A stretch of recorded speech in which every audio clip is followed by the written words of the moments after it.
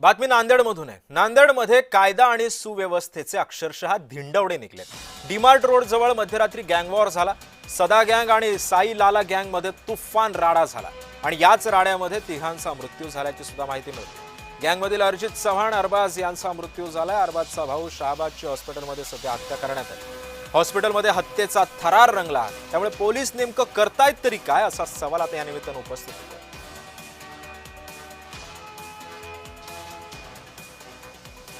हॉस्पिटलमध्ये हत्येचा थरार रंगला, पोलीस करतायत काय असा सवाल आता उपस्थित होतो। नांदेडमधली ही अतिशय भीषण आणि मोठी घटना आहे।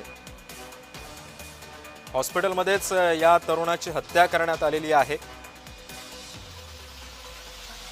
गुन्हेगारी सध्या पुन्हा एकदा डोकं वर काढायला बघते। डीमार्ट परिसरामध्ये रात्री या तरुणावरती हत्या झाली। तिघांचा मृत्यू झालेले सुद्धा आता माहिती समोर आली। सदा गँग आणि साई लाला गँग मध्ये हा राडा झाला। दोघेही म्हणजे गुन्हेगारच होते हे दोघेही।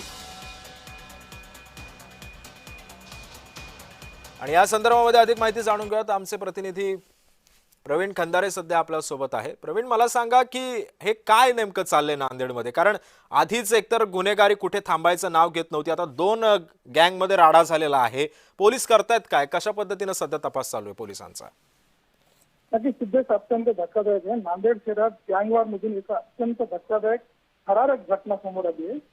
या तिहेरी हत्याकांडामध्ये संपूर्ण शहरात भीतीचे वातावरण निर्माण झालेलं आहे। गुन्हेगारी वर्चस्वाच्या वादातून हा जो आहे खून झालेला आहे। शहरातील ईस्ट परिसरात अत्यंत थेट त्याच्यानंतर शासकीय रुग्णालयामध्ये सुद्धा जाऊन या आरोपींनी जे आहे ते त्या एका व्यक्तीला त्याचा खून केलेला ईस्ट परिसरात ही घटना झालेली आहे।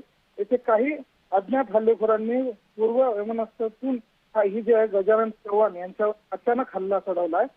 धारधार शस्त्राने केलेल्या भीषण हल्ल्यामध्ये 25 वर्षीय अजित सिंह याचा जागीच मृत्यू झाला। या हल्ल्यावेळी अजित सिंह हा आपल्या दोन मित्रांसोबत सिनेमा पाहण्यासाठी गेला होता, मात्र हल्लेखोरांनी त्यांना घेराव घालून हे कृत्य केले। या राड्या दरम्यान सय्यद सय्यद अखिल या लोकांचा पण जे आहे मोहम्मद अरबाज, मोहम्मद फारूक हे देखील गंभीर जखमी झाले। भर रस्त्यात झालेल्या या खुनामुळे परिसरात एकच खळबळ निर्माण झालेली आहे। नक्कीच, धन्यवाद प्रवीण, तुम्ही दिलेल्या सविस्तर माहितीबद्दल।